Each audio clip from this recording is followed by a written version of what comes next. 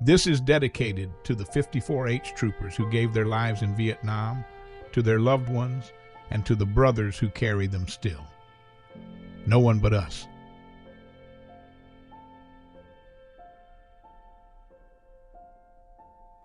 For many, it began back then, in the final teenage year, a boy still learning who he was with manhood drawing near. They boarded planes from towns back home and crossed an endless sea, then stepped into a foreign land unlike what home could be. The aircraft door swung open wide, the heat struck like a wall. Each breath was thick with diesel smoke and odors over all. The burning waste, the heavy air, the engine's constant cry. A young man caught his breath and thought, how will I survive? A few short days to learn the rules, to hear what lay ahead, then jungle greens, worn combat boots, and steel upon the head. They came from farms and city streets, from mountains, plains, and shore, from places most would never see, to fight another's war. Their hometowns gave them nicknames first, their hair might earn one too, and names their mothers called them by were known by very few. Some answered to Wild Man, some to Hard Ass, to Echo and R.A. Their given names grew faint with time, those nicknames here to stay. They looked so young, yet seemed so old, those men already there, with tired eyes and youthful faces and silence in their stare. The new men watched and learned from them how little words could say, how men could age beyond their years before the break of day. Their home was LZ Bayonet in I Corps near Chu Lai, across Highway number 1 beneath a burning sky. West of the busy airbase there, where aircraft came and went, the 198th built what home they could from timber, earth, and tent. But shelter seldom held them long, for daylight called them out, into the bush and down the roads where danger moved about. H Troop was 4 platoons in all, headquarters, and the 3, 1st, 2nd, 3rd, the fighting lines of armored cavalry. 10 tracks made up each line platoon, 4 troopers to a crew, and sometimes 5 rode shoulder close. They did what they had to do. Above them all stood simply Top, the name all troopers knew, a first sergeant whose steady hand helped hold the whole troop true. Then Sergeant Vega led the 2nd, respected, firm, and plain, a leader young men learned to trust through dust and fire and rain. The M113s bore them on, their ACAVs made not of steel. With engines loud and armor thin, their danger always real. The tracks themselves were given names, as soldiers always do. Hippies 5 and Hard On rolled out, with many others too. A painted name upon the side made one machine their own. A moving room, a fighting place as close to home as home. Some rode inside when orders came, some rode the decks instead, with ammo beneath their dusty boots and open sky overhead. The sun would bake the armored hull, the dust clung to the skin, the engine's roar became a sound that settled deep within. Before first light the motors turned and diesel filled the air. Each man checked gear and weaponry with quiet, practiced care. A villager came with cold cokes, smokes, and things to trade. Brief reminders life went on, beyond the jungle shade. Then someone gave the word to move. The column formed in line, and tracks rolled west from Bayonet through mud and rain and time. They crossed Highway number 1, past Chu Lai to the west and south, toward Bantangan's tangled trails and through Dragon Valley's mouth. They watched the shoulders for a wire, the roadway for a sign, a patch of earth too freshly turned, a break beside the line. For mines lay hidden under roads where ordinary men might drive the selfsame road at dawn and never drive again. Its dirt concealed what waited there. The earth gave little sign, and unsuspecting troopers paid the price of hidden mines. Trabong Road awaited the cav, each blast, each broken crew, and each time they traveled it, the danger traveled too.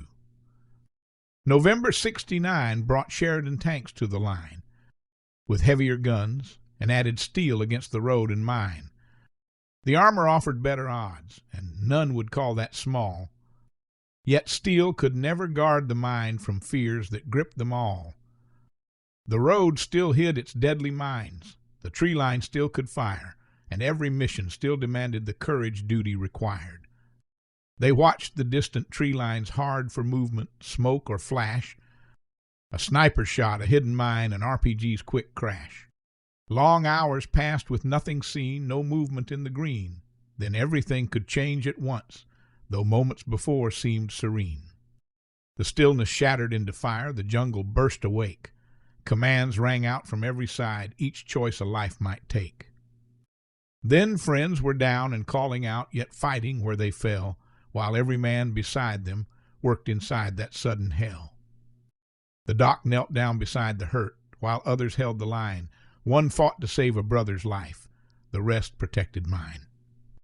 Then just as quickly, silence came, the jungle breathed once more, as though the earth remembered not what happened moments before. The birds returned, the leaves stood still, the sky remained the same, while those who lived checked every man and softly spoke a name. They ran the missions handed down, search and destroy was the phrase. Words written neatly back at desks for dirty, endless days. They searched through hamlet, field, and trail, through brush and flooded ground, never knowing what might wait beyond the next small mound. They guarded roads and river crossings, the places maps marked so, yet every mile they held secure kept life and traffic flowing so. At Tamkey they protected spans that had to stay in hand, watching roads and river banks across that troubled land. At Binh Son Bridge they stood their watch through daytime and through night, a ribbon stretched from bank to bank, held fast beneath their sight. Food and fuel crossed over it, along with mail and men, and every convoy heading north depended on it then. To some it was just steel and stone, another bridge to span. To H Troop it was something more, a promise kept for man. At night the moon rose over it, the river drifting on, a quiet silver witness there, the moon above Binh Son. Two friends might share a cigarette and speak of home a while, or trade the kind of insults that could make a soldier smile. No speeches echoed through the night, no grand words filled the air. A joke, a curse, a nickname tossed was all that mattered there.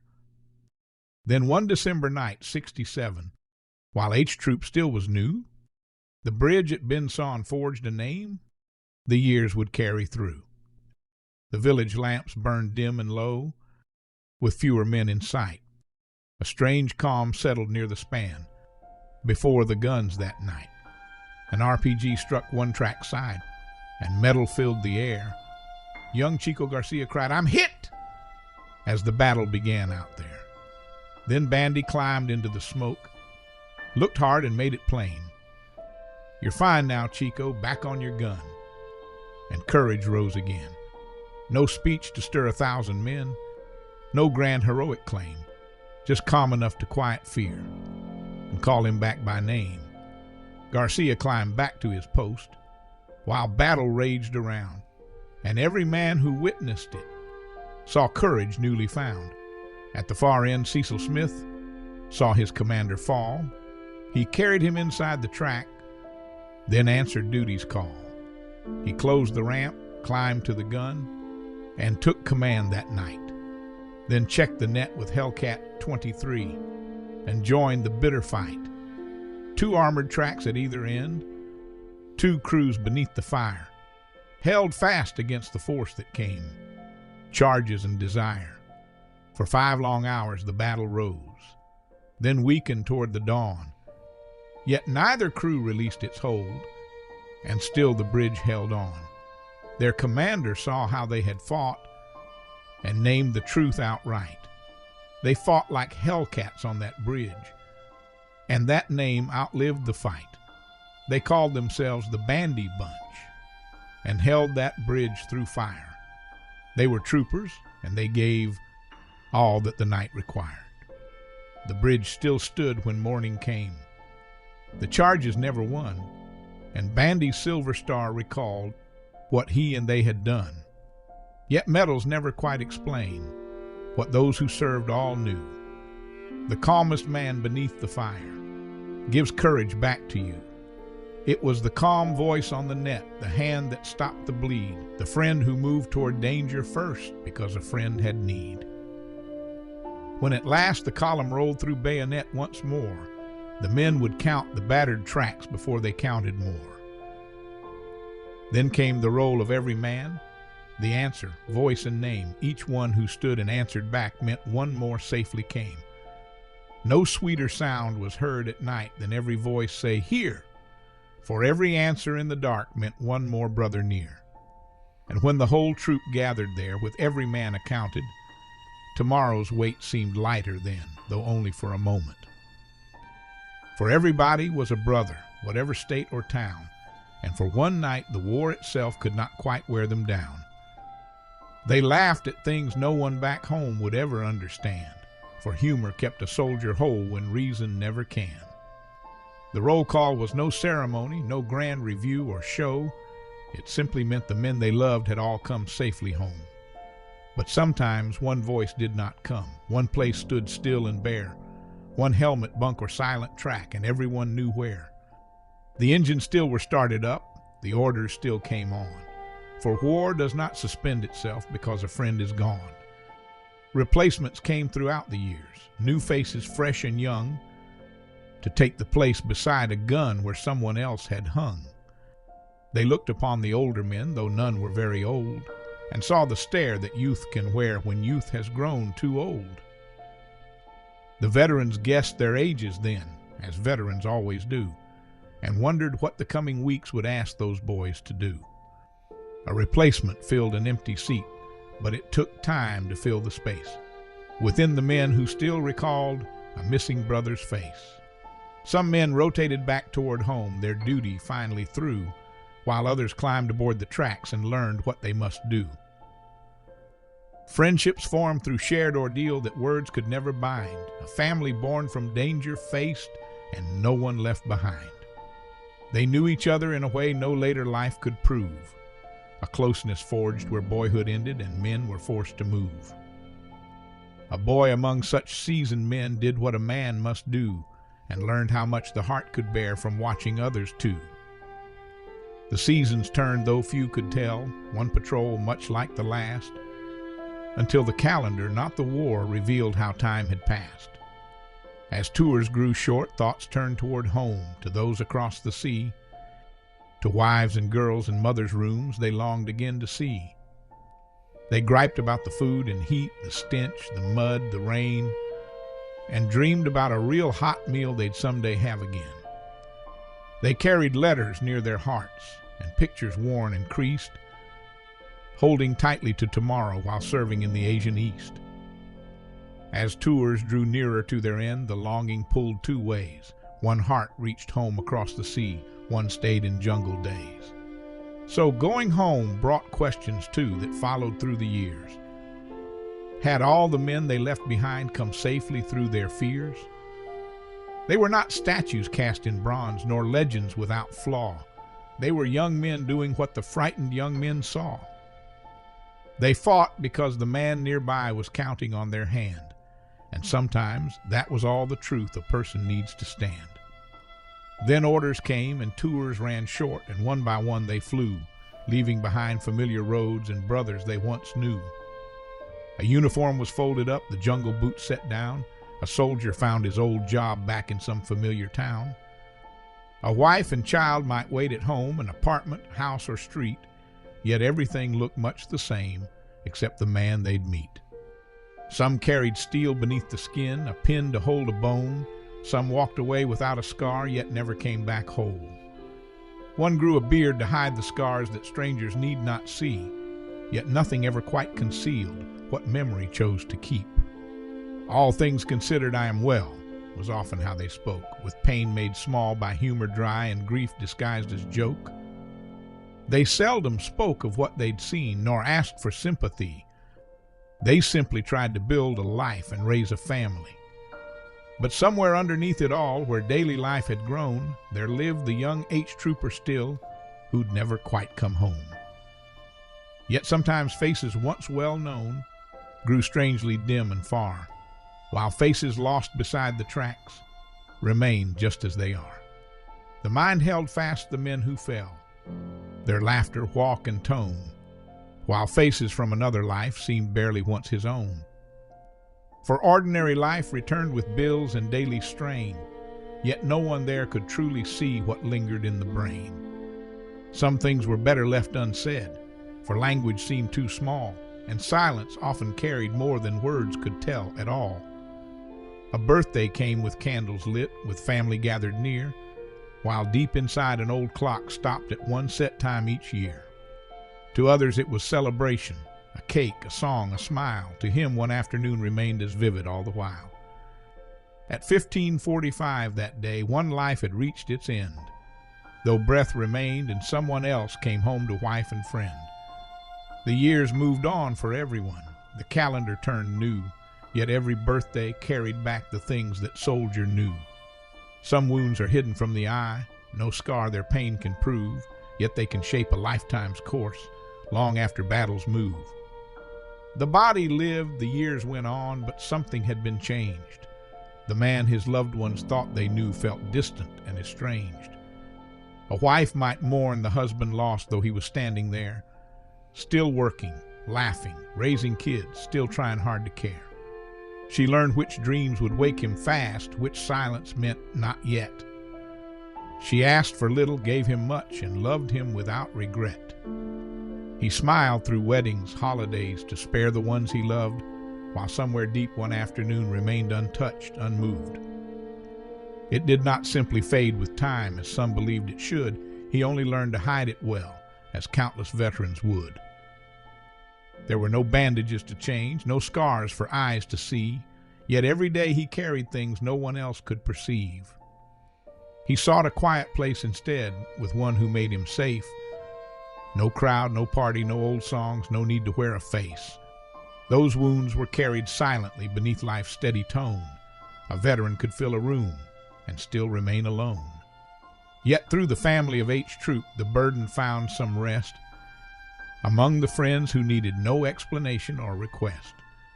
They knew the sudden anger's source, the sleepless night and fear, the way an old remembered sound could make the past appear. They knew why helicopters stirred a feeling deep within, why diesel smoke or summer rain could start the war again.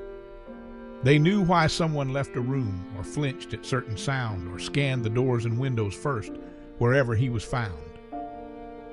Some still recalled the barbed wire at Layton in the sun, a picture seared into the brain, though half a lifetime run.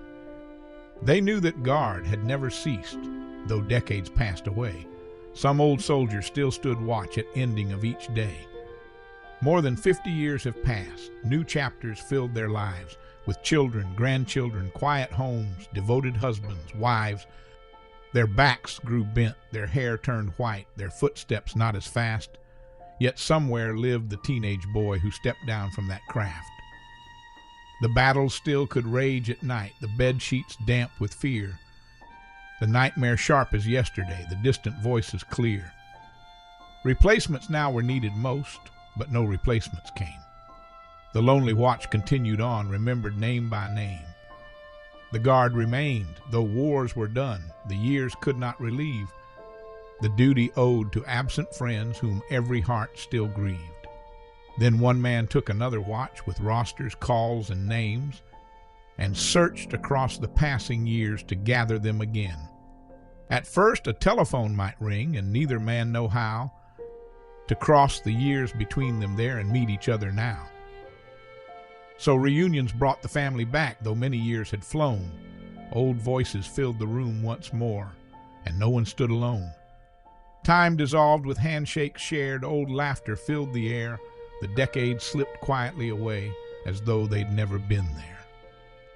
A name once heard across the field, a grin from long ago, could bridge the years in just a breath more deeply than most know. They spoke of friends who never came, as though they'd stepped outside, for every empty seat that stood still kept them by their side. A chair might stand, an empty seat left without a man, for every gathering still made room within H Troop's great span. There came a time to raise a glass, then quietly bow each head. One toast was always offered first, to brothers who were dead. 54 young men of H Troop would never leave that land. 54 unfinished lives, each known by heart and hand. Back home, mothers kept a room, while fathers spoke their names. and those who loved them carried on, though life was not the same. They were not numbers on cold paper lists, nor just names carved in stone, but sons and brothers, husbands, friends, each dearly loved at home. The laughter never hid the loss, nor sorrow dimmed the cheer, for joy and grief walked side by side whenever they drew near.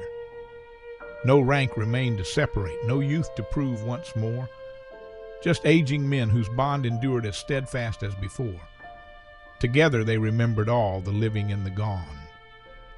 For H Troop was still family, and family carried on.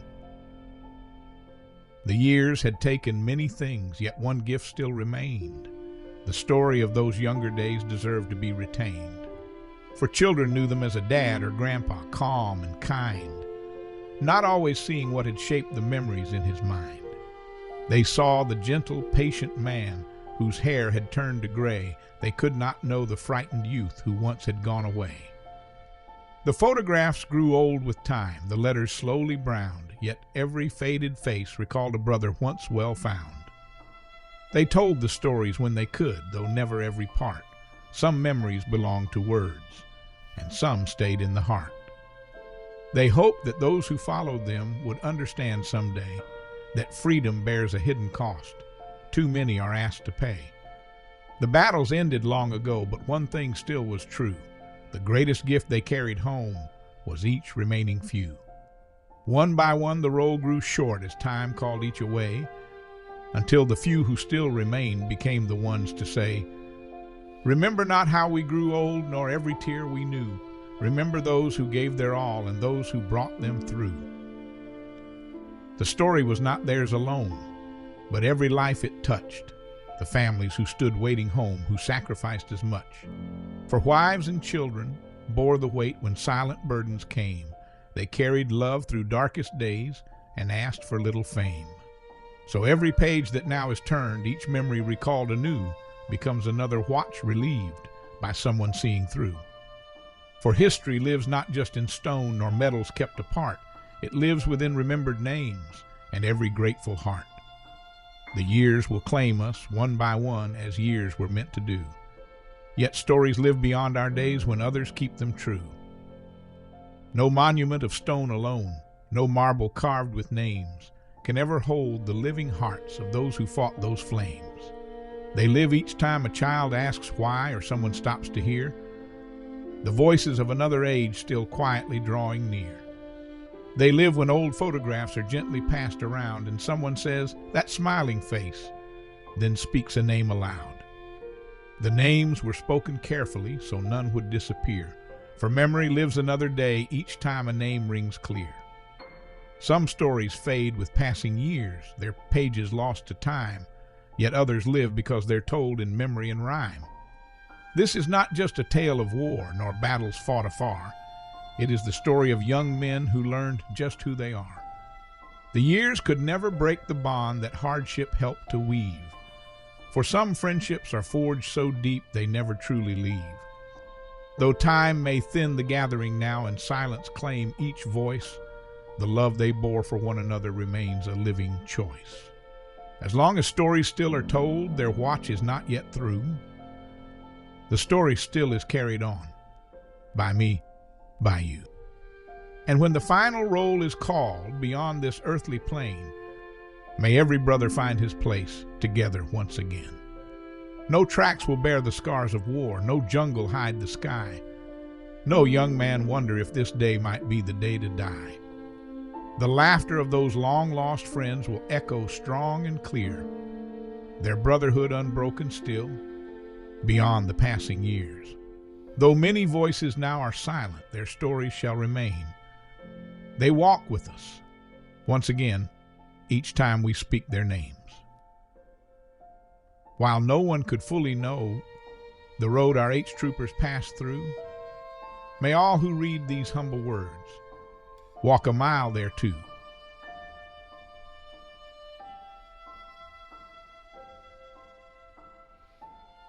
No one but us.